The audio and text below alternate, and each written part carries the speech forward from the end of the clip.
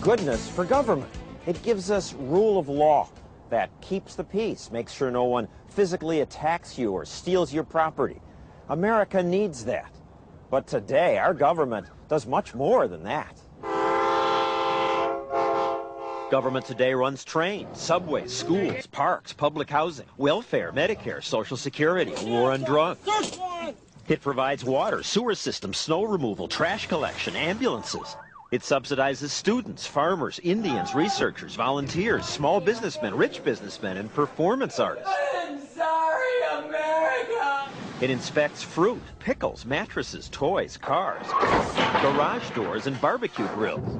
It polices the world, suppresses vice, and puts opera on TV. It's very nice to have classical music on PBS. I like it, I listen to it, I watch it. But, says Chapman University philosophy professor Tibor Machan, it's wrong to make Americans pay for programs they may not want. This is the politicians substituting their judgment for our judgment. Exactly what gives them that right? We elected them to do that. It's democracy. If you believed in democracy being that bloated, you could vote haircuts democratically, you could vote ties democratically, you could vote everything, marriages democratically. The founders tended to believe that government should be restricted, it should be limited to the function of securing our rights. The Founding Fathers never talked about a government giving people things. They said it should have limited duties like running the post office, the courts, and printing money. For 150 years, that's about all it did. The focus was on guaranteeing liberty. Liberty is too precious a thing to be buried in books, Miss Saunders. When Mr. Smith came to Washington in the 30s, government was just beginning its explosive growth. Roosevelt's New Deal went beyond liberty. It promised people jobs, retirement benefits, health care. Bill after bill pours into Congress from the White House. Whatever Roosevelt wants, he gets. And every president since FDR, Democrat or Republican, signed on to this new idea of expanded government. Strengthen the arts, fight teen pregnancy, prevent violence among young people, promote racial healing. And we'll help all seniors afford prescription drugs. Washington's become a kind of grab bag where people with demands line up in the streets. Guarantee access to life-saving drugs. And the lobbyists line up inside. They see the system there and they grab whatever they can from that system. And who pays for it all? Morning, Joe. You do. Joe Taxpayer. These roofers in St. Louis have a brutal job, melting tar in 100-degree weather. Yet $1 out of every $3 they make doing this goes to the government. Americans pay more in taxes than we do in food, clothing, and shelter combined. Amity Schlaze wrote The Greedy Hand, a book about what the government takes from us. You'd be surprised at what it takes from you. For example, Bill and Mary Thurston of St. Louis pay taxes all the time, even when they're not aware of it. At 4 in the morning, when Bill's alarm goes off, they're already paying 5% to the county for electricity. Brushing his teeth, 2 taxes on the toothpaste. A sewer fee for this.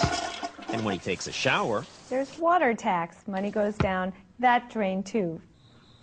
To drive somewhere, the Thurstons pay taxes for his truck and her minivan. And when they buy gas, they pay much more. Work is where Americans pay most of our taxes. Bill's one of those roofers we saw earlier. And while he and the rest of the crew are out slopping tar, it takes 2 employees back at the company's offices just to calculate how much to withhold from their paychecks. It's going to feel tight, okay? Because Bill's wife Mary works as a nurse, the Thurstons pay a marriage tax. Their marriage penalty bill is over $1,000. Then there's the grocery tax, property tax, utility tax, 2 cable TV taxes, 7 taxes on the phone, and finally a sin tax. 43% of what Bill pays for that bottle of beer is taxes. What this means is that Americans on average have to work until May of every year, 4 months, just to pay off your taxes. For 4 months you sweat, not for yourself, but to pay for all those benevolent government programs. Government is never charitable, never generous, never benevolent, because what is involved in government giving is government taking. Since government takes so much of your money, you'd think they'd be careful to keep track of it. But in fact, billions slip through the cracks. Maybe it's because the accounting process is so boring that few of us watch carefully. At these hearings, it's hard to stay awake. These unique features justify moving the funding for these programs out from under the discretionary caps to the mandatory side. What reporter wants to attend these dull hearings when we can focus on the really important news? To have sexual relations with the president. We focus on this while the government loses track of your tax money.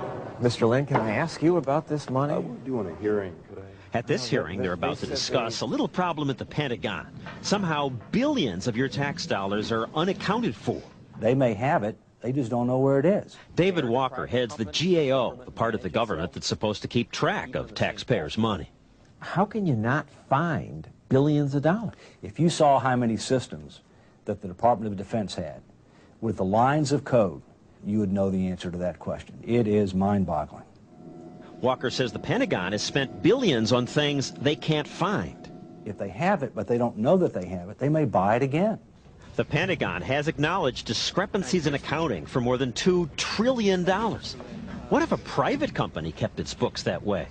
I asked that at a convention of accountants. The Pentagon says for a decade it's been trying but failing to produce a credible financial statement.